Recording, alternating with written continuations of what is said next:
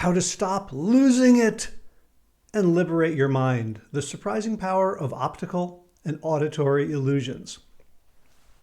Do you ever lose it? And by lose it, I mean an embarrassingly inappropriate reaction to whatever's going on, not kind, not proportionate, and never helpful. I don't know about you, but I have never lost it on purpose. That is, there's never been a moment when I thought to myself, now is a really good time to lose it. But just because it isn't a rational, intentional response doesn't mean that it doesn't make sense. Losing it makes sense when your perception screams lethal threat. You lose it because something about a situation triggers a very primal threat response. Your mind interprets visual and auditory signals received from your eyes and ears and predicts unbearable suffering if you don't act right now. This happens because your mind is not a precision instrument. Its job is to keep you alive, not get things right. And keeping you alive generally means erring on the side of losing it when the situation is benign, as opposed to staying chill in the face of lethal threat. Even though you may have a long history of losing it, perhaps one that even rivals mine, it's still nearly impossible to accept at that crucial moment that your mind is an unreliable narrator, because what you perceive feels uncontrovertibly true, which means that responding by losing it, whatever that looks like for you, feels absolutely necessary. The goal, liberation. The goal of personal and professional development is liberation from prior conditioning, so you have the freedom and flexibility to respond as you desire in every moment of your life, to have the thoughts and emotions that enrich and empower you to live your best. You can approach freedom only when you have the freedom to choose new pathways of thought and action. Proof of unreliability. To liberate your behavior and yourself from this conditioning, one of the things you have to do is understand, as in really, really grok, that your perceptions aren't reality. But since your mind is the filter through which you experience all of everything, it's kind of hard to get there. It's like when I was a kid watching TV. I had this little shitty 13-inch black and white Zenith with bent rabbit ear antennas. And sometimes they would have commercials on TV for this beautiful new 25-inch Sony Trinitron color TV. But you know what? In those commercials, the beautiful Sony Trinitron picture never could look any better than my shitty little black and white Zenith.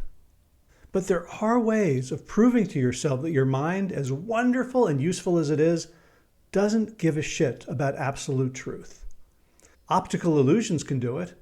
I can stare at Muller-Lyer lines for hours and never actually believe that they're the same length. And I can't accept, not really, that there are 12 unchanging dots in this modified Hermann grid, rather than dots that blink in and out of existence as I shift my gaze. But my favorite brain-breaking illusion isn't optical, at least not totally. The McGurk effect. It's called the McGurk effect after Harry McGurk, the cognitive psychologist who studied how very young children perceive language. The effect goes like this. Watch a video of someone saying ba-ba, ba-ba, ba-ba, etc. at 1 second intervals. You will hear ba-ba, ba-ba, ba-ba. But, and this is a big but, which I love and cannot lie, when you take that same audio and replace the video with someone mouthing gaga, gaga, gaga, you will no longer hear ba-ba, ba-ba, ba-ba. You'll hear something more like da-da, da-da, da-da. I made a little demo for you. Every sound that you're going to hear that I make in this demo coming up is ba-ba, ba-ba, ba-ba.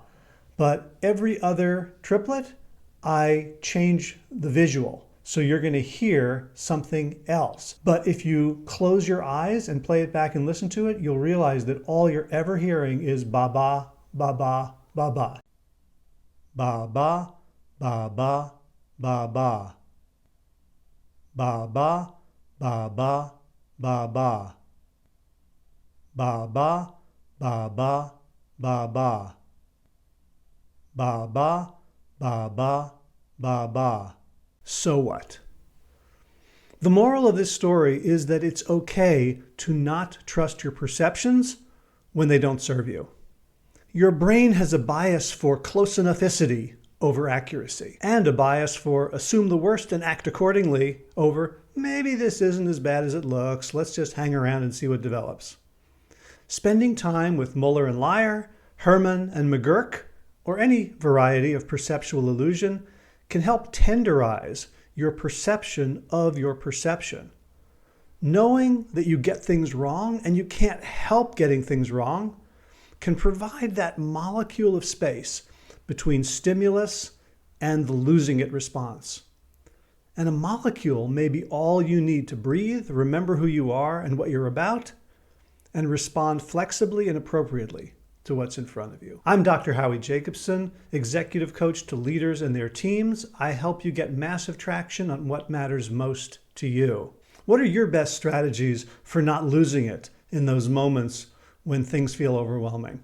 Drop me a line. I'd love to hear from you. Howie@askhowie.com.